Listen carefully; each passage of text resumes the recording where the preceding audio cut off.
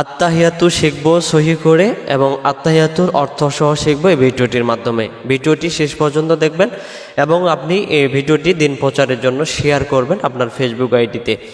চলুন আমরা এই ভিডিওটি আমরা দেখি এবং পড়ি। আমরা যে দোয়াটি পড়ে থাকি এটা অনেকে আমরা উচ্চারণ করে ভুল উচ্চারণ হয় কিছু, সে ভুল উচ্চারণগুলো আমরা সমাধান করব ভিডিওটির মাধ্যমে। ভিডিওটি শেষ পর্যন্ত দেখবেন ইনশাআল্লাহ। আত্তাহিয়াতু, আত্তাহিয়াতু। এখন আসেন এই শব্দটাতে আমরা কি ভুল করে ফেলি, আমাদের উচ্চারণে আত্তাহিয়াতু, আত্তাহিয়াতু, আত্তাহিয়াতু। হাজের হি, ইয়ার উপরে তাসজিদ আসছে, এই তাসজিদটা সহ আদায় করার জন্য বলতে হবে আত্তাহি, হেই এমন আওয়াজ হবে আত্তাহিয়াতু, আত্তাহিয়াতু, আত্তাহিয়াতু। ইয়া অক্ষরটা একালিফ টান। লিল্লাহি, লিল্লাহি, লামের খারা জবরটা একালিফ টান, মানে ধীরে করতে হবে। লিল্লাহি, দুই শব্দ একসাথে। আত্তাহিয়াতু লিল্লাহি, আবার আত্তাহিয়াতু লিল্লাহি। তারপরে ওয়াসসালাওয়াতু, এই শব্দটা আমরা বলি কি ওয়াসসালাওয়াতু, ওয়াসসালাওয়াতু। ওয়াসসালাওয়াতু যদি পড়ি এই সদটা সিন অক্ষর হয়ে যাবে, কিন্তু সিন কি সদ জবর স, এটা হলো সিন জবর সা।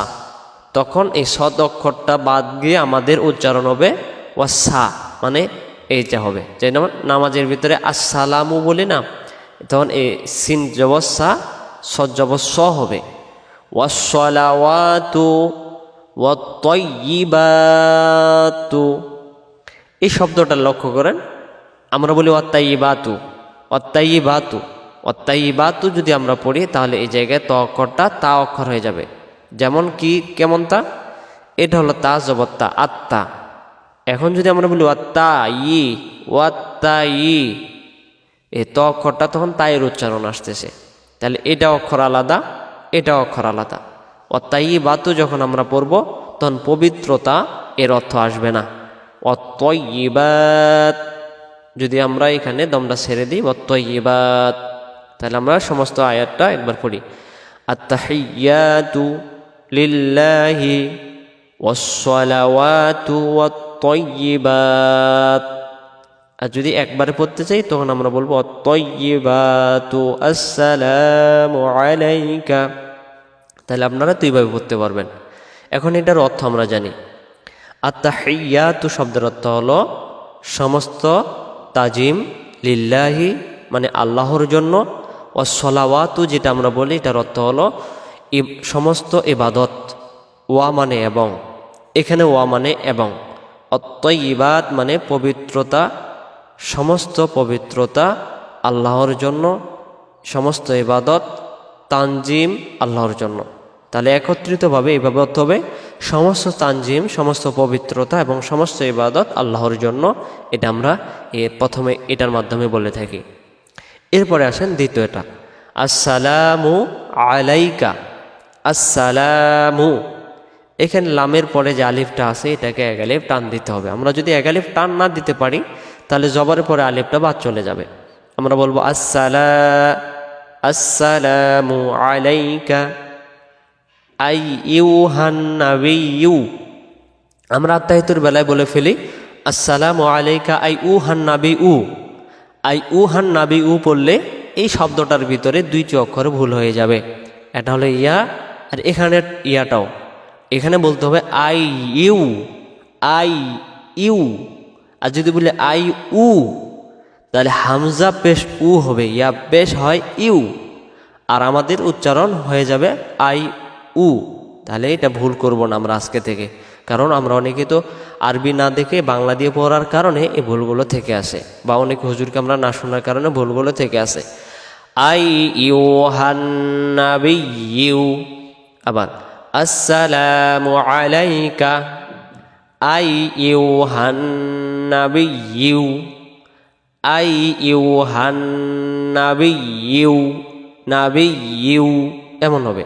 তারপরে ওয়া রাহমাতুল্লাহি, ওয়া রাহমাতুল্লাহি, আল্লাহ শব্দের ডান দিকে পেশ থাকার কারণে লাম অক্ষরটাকে ল পড়ে পড়তে হবে। ওয়া রহমা, ওয়া রহমা, ওয়া রাহমাতুল্লাহ যেন না হয়, হবে ওয়া রহমাতুল্লাহি ওয়া বারাকাতুহু। আমরা এটাকে বলে ফেলি ওয়া বারাকাতু, ওয়া বারাকাতু। ওয়া বারাকাতু পড়লে বা র জবর বার হবে, উচ্চারণ হবে ওয়া বা র, ওয়া বা র, যেমন 9, 10, 11, 12 এমন হবে। ওয়া বারাকাতুহু, ওয়া বারাকাতু পড়ি আমরা, এই হুটা আমাদের উচ্চারণ বাদ চলে যায়। এখানে যদি হু বলি দম ছাড়া যাবে না, দমটা ছেড়ে দিলে ওয়া বারাকাতুহু, তুহ এমন হবে। তুহ মানে তার, তখন বারাকাতু যদি পড়ি তার অর্থটা বাদ চলে যাবে। এভাবে করে আমরা একবার পড়ি, পরে অর্থটা জেনে নিচ্ছি। আসসালামু আলাইকা আইয়ুহান নাবিয়্যু, তারপরে ওয়া রাহমাতুল্লাহি ওয়া বারাকাতুহু। আসসালামু মানে শান্তি সমস্ত, আলাইকা মানে আপনার উপরে, আইয়ু মানে হে, নাবিয়্যু আইয়ুহান নাবিয়্যু হে নবী, ওয়া মানে এবং, এই যে যত জায়গায় ওয়া আসবে এবং, রহমাতুল্লাহি আল্লাহর রহমত, ওয়া মানে এবং, ওয়া বারাকাতুহু তার বরকত, আল্লাহর রহমত। তাহলে এখানে একসাথে অর্থটা এভাবে হয়ে থাকে, হে নবী সমস্ত শান্তি রহমত ও বরকত আপনার উপর বর্ষিত হোক। দ্বিতীয় নাম্বারটা, তৃতীয় নাম্বার আসসালামু আলাইনা, এই যে নুন অক্ষরটা একালিফ। আর আমরা তাড়াহুড়া করে যদি বলি আসসালামু আলাইনা, না, তখন এই জবরের পরে আলিফটা বাদ যাবে। এই আলিফটা সহাদে করতে হলে আসসালামু আলাইনা এক আলিফ, ওয়া আলা এক আলিফ। এই শব্দটা আমরা বলে ফেলি আসসালামু আলাইনা ওয়ালা ইবাদিল্লাহ সালিহিন। যদি এইভাবে করে আমরা পড়ি, এখানে একটা আইনটা বাদ যাবে এবং একটা গুনাহ হয়ে যাবে। সালিহিন পড়লে সদক্ষরের জায়গায় সিন অক্ষর যুক্ত হবে। তাহলে এটাকে আমরা বলবো আসসালামু আলাইনা ওয়া আলা। আর আমরা বলে ফেলি ওয়ালা, ওয়ালা, ওয়ালা, ওয়ালা যদি পড়ি ওয়া জবর ওয়া, লাম জবর লা, ওয়ালা, আইন অক্ষরটা কি বাদ চলে গেল। বাদ চলে যাওয়ার কারণ মানে ওয়া আলা মানে উপর। আর যদি বলি ওয়ালা, ওয়ালা মানে না, তাহলে এখানে বলা হয়েছে যে শান্তি বর্ষিত হোক আমাদের উপর এবং সমস্ত নেককার বান্দাদের উপর। যখন আমরা বলবো আসসালামু আলাইনা আমাদের উপর শান্তি বর্ষিত হোক এবং নেককারদের বান্দাদের উপর না হোক, তাহলে এটা আমরা বলবো না। আসসালামু আলাইনা ওয়া আলা, ওয়া আলা মানে উপরে, ইবাদিল্লাহিস আল্লাহর বান্দার, সলিহিন নেককার বা সৎ। সলিহিন শব্দের অর্থ হলো নেককার বা সৎ। তাহলে এটাকে আমরা সালিহিন পড়ব না, উচ্চারণ করব কি আমরা সলিহিন। আবার হিন টান দিব। আর যদি বলি সলিহিন হিন, তখন ইয়া অক্ষরটাও বাদ চলে যাবে। তাহলে ভিডিওটি দেখেন কত গুরুত্বপূর্ণ। আসসালামু আলাইনা ওয়া আলা ইবাদিল্লাহিস সলিহিন। তারপরে আশহাদু, এই শব্দটা আমরা অনেকে বলে ফেলি কি আশাদু। এখন যদি আমরা এই শব্দটাকে আশাদু আশাদু পড়ি, তাহলে দেখেন কি ভুল হয়ে যাবে। আশাদু শিন অক্ষরটাতে জবর হয়ে যাবে। আশহাদু আল্লাহ, আশহাদু আল্লাহ ইলাহা ইল্লাল্লাহু, ইল্লাল্লাহ হবে এটা। ওয়া আশহাদু, ওয়া আশহাদু আন্না, আন্না গুণা হবে মুহাম্মাদান, মুহাম্মাদান, মুহাম্মাদান না মু, মু মিম পেশ মু। আর যদি মুহাম্মাদান পড়ি তাহলে মিম পেশ ম হয়, ম না মু হবে, ময়ের সুকার মু।